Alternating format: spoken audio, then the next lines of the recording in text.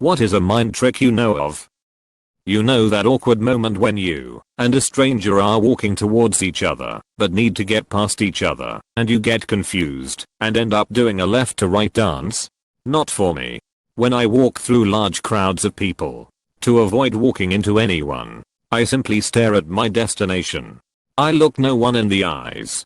People actually will watch your eyes and they avoid the direction you are going. If I look into people's eyes as we are walking into each other, we are sure to collide. You have to let people know where you intend to go with your eyes. It always works for me. Try it. Your turn. Teach me some good mind tricks. Edit. Wow, I didn't know there were that many mind tricks. Thanks Redditors for your knowledge and wisdom. Edit. Thank you Mr. Thanite for the comment. To add on to the op comment, simply turning your head to indicate which direction you are going works as well. Edit. One of the best responses I've heard comes from what appears to be a duck. Tell any male adolescent that you think their voice is high.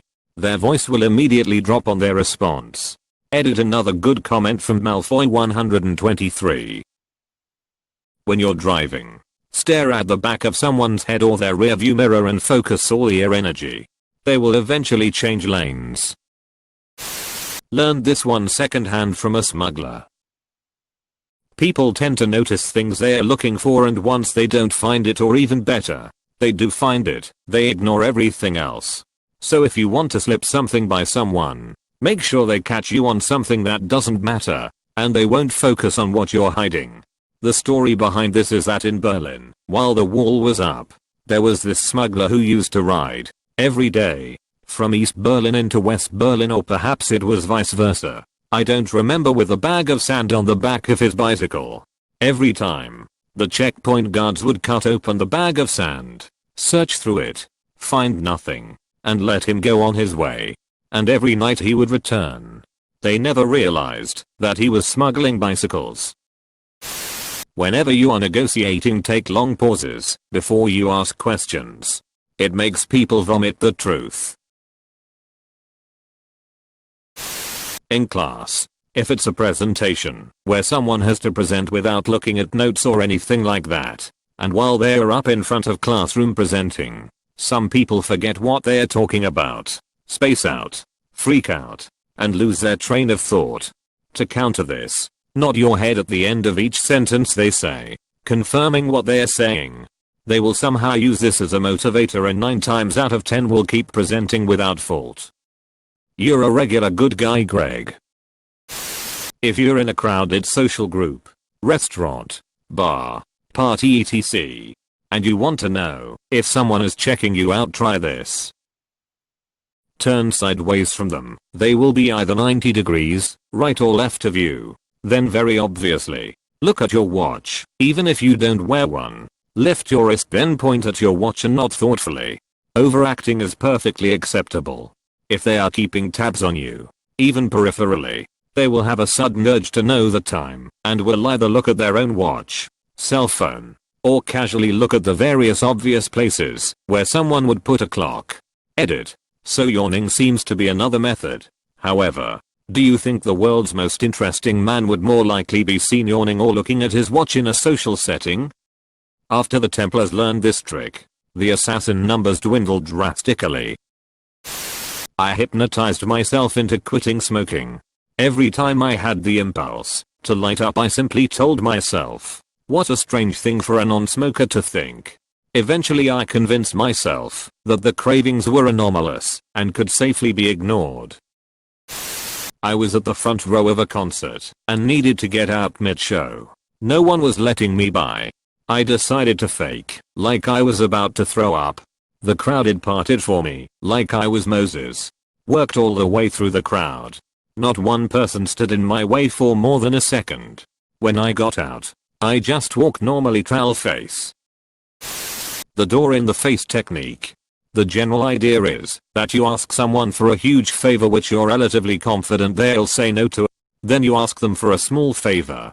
Subjects who initially refuse the huge favor have a much higher compliance rate on the small favor than if you just ask directly for the small favor, or if you present both at once.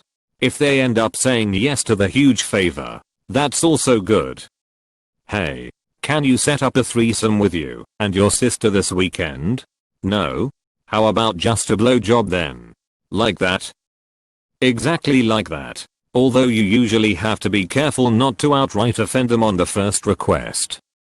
So you're saying I shouldn't ask them while slowly stroking my penis, looking them dead in the eye, alternating each eye every 10 to 15 seconds so as to appear interested and or twinkling, nodding my head up and down while asking and flicking my fingers through their eyelashes to determine if they are faking unconsciousness. Okay. This man has been taking notes. I'm a paramedic. When a patient is possibly faking unconsciousness, we have two tricks to determine if they are really unconscious or not. First, you can lightly brush their eyelashes with your finger. Their eyes will flutter if they are faking it. Alternatively, if they are on their back, you can lift their arm over their face and let it go. A conscious person will drop their arm away from their face. Finally, a trick to see if someone is faking a neck injury or neck pain. Put a thermometer in their mouth while checking their vitals. Then ask them a yes or no question while looking them in the eyes. If you aren't looking directly at them, they tend to answer with a strained aha or UNH. But if you're looking directly at them, they will usually nod their head. Someone who is faking the pain can do this with ease. And yes, there are a lot of calls where people fake pain, illness, etc. for various reasons. What do you do when you find out they're faking? They are shot twice and disposed of. If you're trying to find something, try looking right to left as opposed to left to right. Your eyes tend to skim over things if you search in the direction you are used to reading in, so skim the opposite way. It takes me a bit more effort to do this, but I notice more details. So Arabic/Hebrew readers would be looking left to right. I read Arabic and Urdu as well as English and French. Which way should I look? Diagonally. Pretty sneaky. C's. When talking to someone, if you copy their posture, they will subconsciously perceive you as a friendlier person. This does not work with the little old lady that's hunched over. If I need to remember to do anything at all the next day, I will put something in my room out of place. This works every time. Say for example, I really want to remember to email my professor before leaving for class. I will put a movie on the floor. I will initially think, why is that? Oh right, email Ernie. A key technique for me. Doesn't work if there's already a bunch of speep on your floor. Then clean up. Why did I clean? Oh right. Nice try, mom. If you ask a question and receive only a partial answer, respond with polite silence. Simply wait. A more complete answer will usually follow. This works wonders in face-to-face conversation. Just look at them and wait. Many people can't stand the void and will fill it with more information. You have to do this right though, or else it can be awkward for the other person. And don't do it often. Typically you only have to use this on someone once or twice before they learn their lesson and speak in complete sentences when they talk with you. It really is like magic. Silence is so psychologically commanding. Silence is so psychologically commanding. Noted for later when we'll be dealing with girls. This actually works especially well with girls, but can quickly escalate to creepy, so YMMV. When trying to convince somebody to do them two of which is okay with you, humans have a hard time selecting outside of the given options. Example. So, did you want me to pick you up at 7:00 or 7:30? Did you want me to pick up the 51 or the 35 one? Etc. During a job interview, you want to keep eye contact with the person you're talking to. It makes you seem more alert and confident. Here's the trick. Every 5 or 10 seconds switch the eye you're looking at. It's such a small motion that the other person can't see it, but it makes your eyes look like they're sparkling, which makes you look very interested in what the other person is saying. Probably works for dating too. Clarification. Some people have asked for clarification on how this is supposed to work.